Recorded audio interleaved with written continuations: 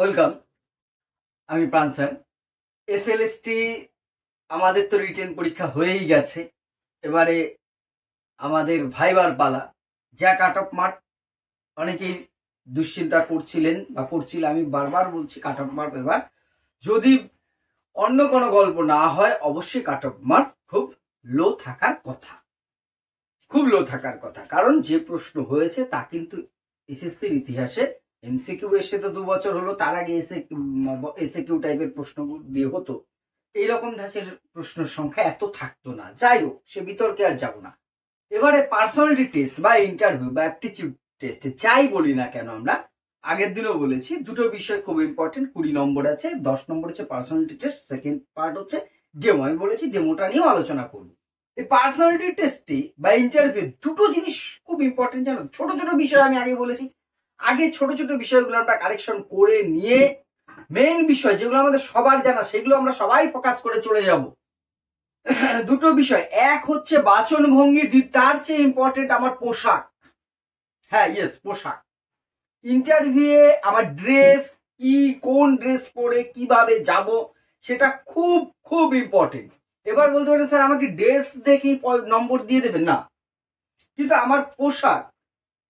মানুষ তো সেই প্রাচীনকাল থেকেই নিজের প্রকৃতি ঈশ্বর যাই সৃষ্টি করুক আমাদের, আমরা পোশাক নিজেকে একটা অন্যভাবে উপস্থাপন করবার জন্য পরিধান করে থাকি।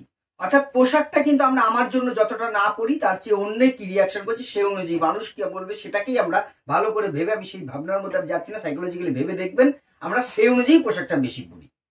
অর্থাৎ এই পোশাকটার উপরে আমার যে কোনো ইন্টারভিউয়ের কিন্তু একটা বড় প্রভাব আছে। বিশেষত এসএলএসটি যেহেতু শিক্ষক নিয়োগ অন্যান্য পেশা, কর্পোরেট সংস্থা বা অন্য কোনো সংস্থার ইন্টারভিউ আর শিক্ষক নিয়োগের ইন্টারভিউর মধ্যে কিন্তু তফাৎ আছে পার্সোনালিটি টেস্টের মধ্যে। অর্থাৎ আমার পার্সোনালিটি, আমার ব্যক্তিত্ব আমার পোশাকে প্রকাশ পায়, সেটা অন্তত আমি বিশ্বাস করি না, কিন্তু কিছু ক্ষেত্রে আমাদের এই ধারণার মধ্যে এটা পড়ে। অর্থাৎ পোশাকটা কেমন পোশাক পরবো, কি তার বিষয় থাকবে। একেবারে ব্র্যান্ড নিউ নতুন জামা কাপড়টা পরে যাওয়া ঠিক হবে না, কয়েকদিনের পরা সেই জামা কাপড়টা, জুতো ঘড়ি কি হবে, সমস্ত বিষয়টা খুব সহজভাবে এখানে জানবো। আর আমার বাচন ভঙ্গিটা কেমন হবে। পোশাকে প্রথম কথা আমি যেটা বলবো, সাধারণ পোশাক পরবো। আমরা শিক্ষক, আমরা কিন্তু আমাদের অ্যাটিটিউডটা কখনোই এনে ধরো লাল চুল কানে দুল চলে গেলাম আমি, এইটা তো কখনোই হবে না। আমি জানি এটা আমাদের কারোর মধ্যে নেই, জাস্ট কথার কথা বললাম। এগুলো অন্যায় কিছু নয়, কিন্তু আমাদের শিক্ষকতা পেশার সাথে বেমানান। পরবর্তীকালে আপনারা শিক্ষক হওয়ার পরে আমরা যে যাই করি না কেন, এইখানটায় আমরা কিন্তু থাকবো। অর্থাৎ পোশাকটা কিন্তু সাধারণ পোশাক হবে।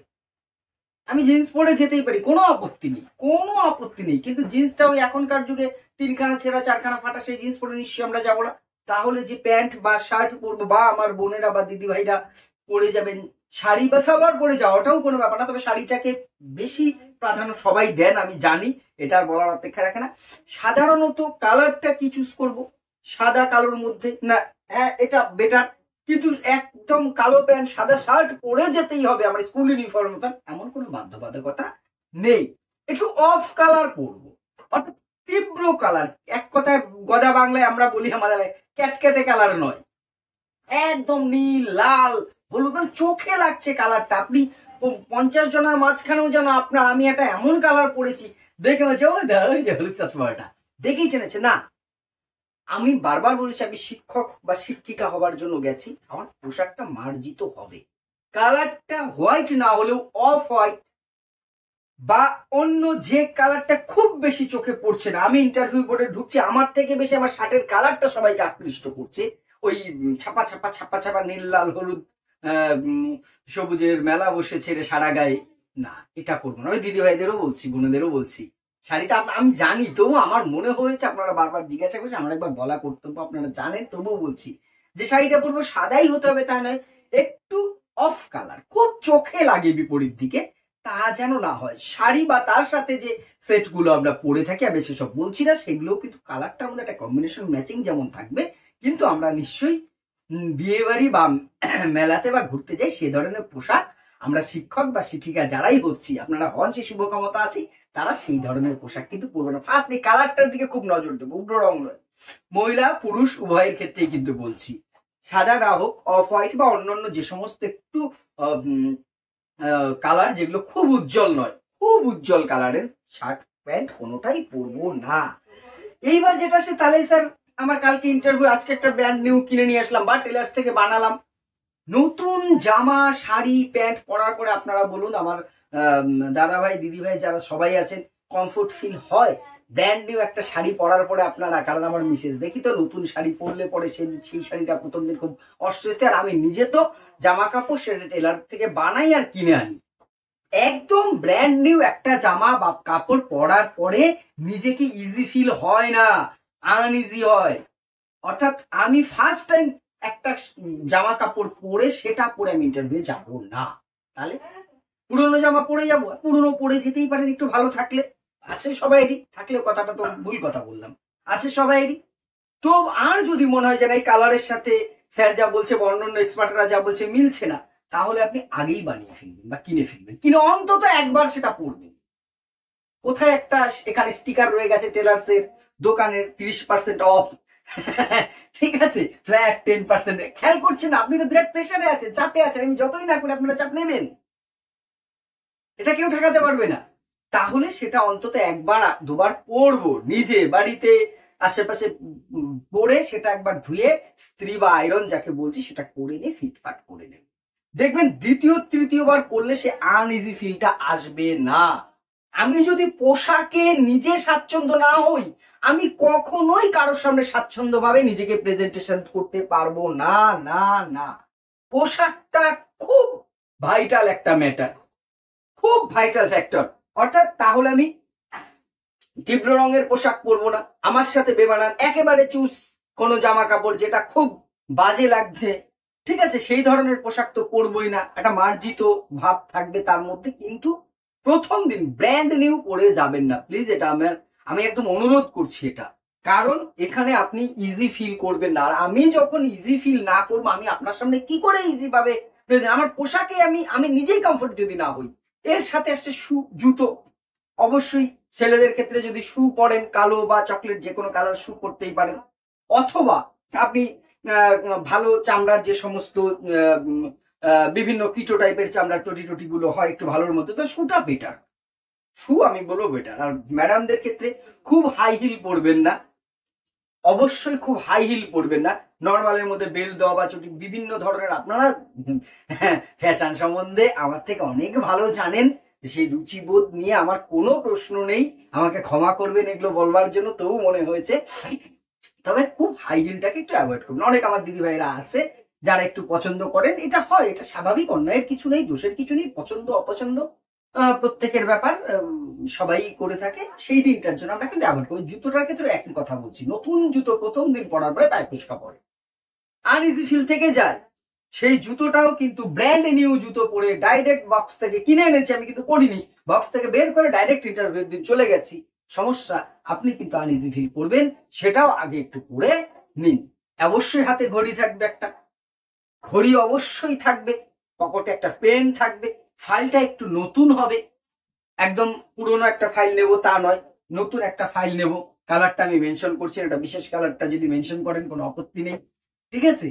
আর যেটা চুলগুলো এগুলোও স্বাভাবিক থাকবে। এখানে একটা ব্যাপার, ঘড়ি আমার হাতে আছে, অনেক সময় আমাদের হয় নার্ভাস ফিল হলে বারবার ঘড়ি দেখছি, ইন্টারভিউ ঢোকার আগে অব্দি যতবার খুশি আপনি ঘড়ি দেখুন, ঘড়ির দিকে তাকিয়ে থাকুন, কোনো আপত্তি নেই। ইন্টারভিউয়ারদের সামনে আপনি একবারও ঘড়ির দিকে তাকাবেন না। আপনি ঢোকার আগে যখন ঢুকছেন, পুশ করছেন, তখন অব্দি দেখে নিন আপনি কটায় ঢুকছেন, আবার বেরিয়ে চেক করবেন আপনাকে কয় মিনিট রেখেছে। বারবার আপনি প্রশ্নের উত্তর দিচ্ছেন, চেয়ারে বসে ঘড়িটা দেখছেন কয় মিনিট হলো, না, এটা প্লিজ এটা কিন্তু করবেন না, এটা খুব ভালো শোভন হয় না। আপনি এমন কোনো ব্যস্ততা দেখিয়ে তাদের কাছে যাননি, ঠিক আছে, আপনি আপনার খুব গুরুত্বপূর্ণ সময় থেকে কিছুটা সময় মেনটেন বের করে আপনি ইন্টারভিউয়ারদের দেওয়ার জন্য যাননি। আপনি আপনার প্রয়োজনে, আমার প্রয়োজনে আমি ওখানে গেছি। ঘড়ি তারা দেখতে পারেন, হ্যাঁ, যদি তারা ঘড়ি সংক্রান্ত কোনো প্রশ্ন করেন সেটা আলাদা, সেটা আলাদা। সাধারণত কয় মিনিট উত্তর দিলাম, এটা হয় অনেক সময়। আমি যা বলছি কথাগুলো কিন্তু প্র্যাকটিক্যাল ঘটেছে বা ঘটে বলেই আমি বলছি। আমার একটি ভাই আছে, সে এখন চাকরি করে উত্তর দিনাজপুরে একটা স্কুলে, জানি না কেন বারবার আমি শুধু ঘড়ির দিকে তাকা দিচ্ছে করছিল। তুমি ভালোই বলেছিলে টিপসটা, কিন্তু তো যাই হোক, এই যে এই জায়গাগুলোকে একটু মেনটেন করবেন, যে বারবার আমরা কিন্তু ঘড়ির দিকে তাকাবো না। আর এরপর যেটা আসছি, অনেকেরই ধর্মীয় বিশ্বাস থাকতেই পারে বা বিশ্বাস অন্য কিছু থাকতে পারে, তাবিজ কবজ মাদুলি হাতে এখানে অনেকে থাকে। এটা আমি দেখুন আপনার বিশ্বাসের বিরুদ্ধে আমি নই, আপনার বিশ্বাস আমি শ্রদ্ধা করি, আপনার প্রত্যেকের বিশ্বাসকে আমি শ্রদ্ধা করি, যার যার অ্যাঙ্গেল থেকে যার যার প্রয়োজন সেটি। কিন্তু ওই দিনটার জন্য ওই সময়টুকুর জন্য একটু এইগুলোকে অ্যাভয়েড করবেন। অথচ যেটা দেখা যায় ভিজুয়াল হয় এমন কিছু তাবিজ কবজ মাদুলি এই জাতীয় কিছু আপনার সামনে থাকবে না। সেটা যদি আমার ভেতর পার্টে কোমরে বা কোথাও থাকে, গলায় এমন ভাবে রয়েছে যা বাইরের থেকে দেখতে পাচ্ছে না কেউ, কোনো আপত্তি নেই। বা আপনি ফুল শার্ট, অবশ্যই শার্টটা ফুল শার্ট পরবেন, ওটা আমার বলা ভুল হয়েছে। শার্টের ভেতরে যদি কোথাও কিছু এইসব জায়গায় থেকে থাকে সেটা নিয়ে কোনো আপত্তি নেই। কিন্তু বাইরে দেখা গেল আপনি এখানে একটা মাদুলি পরেন, 4টে গ্রহ পড়ে আছে, নিশ্চয়ই আপনার ভালো কাজ হচ্ছে, পড়েছেন, কিন্তু ওই সময়টুকু অ্যাভয়েড করবেন। আমি নিজে একজন শিক্ষক শিক্ষিকা হতে যাচ্ছি, আমার মধ্যে বিজ্ঞান মনস্কতা দেখানোটা খুব জরুরি। হতে পারে ওখানে ইন্টারভিউ কোন একজন আছে তারা তো 4টা আঙ্গুল থাকবেন, আমি কিন্তু বিতর্ক কথার কথা বলছি, ঠিক আছে? তার মানে এই নয় আমিও 4টে গ্রহরত্ন পড়ে গেছি, 2টো মাদুলি এখানে, 2টো এখানে, এখানে 2টো, এই জিনিসগুলো ছোট ছোট বিষয়গুলো কিন্তু আমরা অ্যাভয়েড করবো। এইগুলো আপনারা একটু মাথায় রাখবেন, ঠিক আছে? এইবার আপনাকে ওভারঅল সবচেয়ে যেটা ইম্পর্টেন্ট, ওখানে খুব সুন্দর দেখতে লাগবে। এখানেই বিতর্ক, স্যার আমি তো সুন্দর না। আরে ভাই, আমার মতন অসুন্দর এই ধরনের একটি লোক যদি উতরে যায়, সুন্দরের ডেফিনেশনটাই তো আমরা গুলিয়ে দিচ্ছি। আমরা সুন্দর মানে শুধু বিরাট মুখমন্ডলটা একদম হবে অন্যরকম, গা দবদবে ফর্সা হবে, কিন্তু আমাদের উপমহাদেশে ফর্সা তো হওয়ার কথা না। আমাদের দেশের ভগবানদেরই কোথাও ফর্সা বলে উল্লেখ করা হয়নি, আমরা ফর্সা হওয়ার চেষ্টা করছি। সেটা সে বিতর্কে যাচ্ছে না। মাল্টিন্যাশনাল ক্রিম কোম্পানিগুলো ব্রিটিশরা আমাদের মধ্যে যে ধারণা ঢুকিয়ে দিয়েছে আমরা তার পেছনে ছুটে যাচ্ছি, অথচ আমাদের এই আবহাওয়া জলবায়ুতে হওয়ারই কথা না। আমরা তো নেটিভ, অ্যাকচুয়ালি আমরা কালো চামড়ার লোক, আমরা বেকার ক্রিম ঘষি। যাই হোক, সে বিতর্ক যাচ্ছি না। সুন্দর মানে কি? সৌন্দর্য, মনের সৌন্দর্যটা মেন কথা। অর্থাৎ আমি যাচ্ছি, আমার মধ্যে একটা পবিত্রতা থাকবে, ওকে, আমার আমার ভেতরে কনফিডেন্ট কাজ করে, আমি খুব ভালো আছে, আমাকে ভালো লাগছে, আমার এই পোশাকটা আমাকে খুব ভালো লাগছে, এই সাজ পোশাক আমি ভালো আছি, আমার যে স্টাইল আছে আমি বেস্ট, আমার এটাই বেস্ট। এই মনোভাবটা নিয়ে যেতে হবে। একবারও এটা ভাববো না যে ওই যে দাদা ভাই কিন্তু বেশি ভালো লাগছে, দিদি ভাই তো এই আমি তো এটা করেছি না। আপনি যেটা করে গেছেন আপনার কাছে ওটাই আপনি সবচেয়ে সুন্দর হয়ে দিয়েছেন, সুন্দর। আমার এই দিদিটি বোনটি সেদিন সবচেয়ে সুন্দর, আমার এই ভাইটি দাদাটি সবচেয়ে বেশি সুন্দর, ঠিক আছে? এই মনোভাবটা রাখতে হবে, নিজেকে সুন্দর নিজের কাছে লাগাতে হবে। ওই দিন একদম নার্সিস্টিকই হয়ে যান, যে নার্সিজম আমরা পড়ছি না, যে নিজের সুন্দরে মোহিত হয়ে গেছিল, ঠিক অনেকটা সেরকমই মনে করুন। অর্থাৎ নিজের মধ্যে সৌন্দর্য বোধটা নিজের ভেতর থেকে নিজের প্রতি না আসলে কিন্তু কনফিডেন্ট আসবে না। আর এটা খুব দরকার সেই দিনটা, কিন্তু আপনারা পারবেন, আপনাদের মধ্যে সেটা আছে, আমি হয়তো বেকারই বলে যাচ্ছি তবুও। এবার কি কথাবার্তা আমি পরে বলবো অন্য ভিডিওতে, সংক্ষেপে শুধু বলি, কথাবার্তা যেটুকু বলবেন স্পষ্ট বলবেন, কোনো জড়তা থাকবে না। জানি অনেক চাপ, অনেক নার্ভাসনেস থাকবে, তবু যেটুকু বলবেন স্পষ্ট বলবেন, সুস্থ বলবেন, জড়তা থাকবে না, কোন রকম কোনো ভনিতা থাকবে না, বেশি কথা বলতে যাবেন না, যেটুকু জানতে চাইবেন সেটুকুই উত্তর দেবেন, মার্জিত কথা বলবেন। আমি ওখানে আমার কথা বেশি কথা শুনবার জন্য ওনারা নেই। আমাকে যেটা জিজ্ঞাসা করেছে আমি জানি, তবু 2 লাইন বলে আর পরের 2 লাইন বলবো না, সেটাও নয়। যেটুকু জিজ্ঞাসা করা হয়েছে সেটুকুর উত্তর আপনি দিন, যথাযথ পরিমিত মার্জিত উত্তর দেওয়াটা কিন্তু খুব খুব ইম্পর্টেন্ট। বেশি কথা যেমন বলবেন না, আবার অকারণ চুপ থাকবে, কিছু জিজ্ঞাসা করলে সেটাও বলছে না, কিন্তু কখনোই টকেটিভ হওয়ার চেষ্টা করবেন। সেখানে আমার মধ্যে অনেক জ্ঞান আছে, আপনি অনেক জানেন, আমি জানি, যারা এসএসসি ক্র্যাক করেছেন বহু জ্ঞানী, এমনি এমনি হয়নি এই হাজার কম্পিটিশনের মধ্যে। তারপরে ওখানে অযথা জ্ঞান ফলাতে যাব না, যতটুকু আমাকে জানতে চেয়েছে আমি ততটুকু।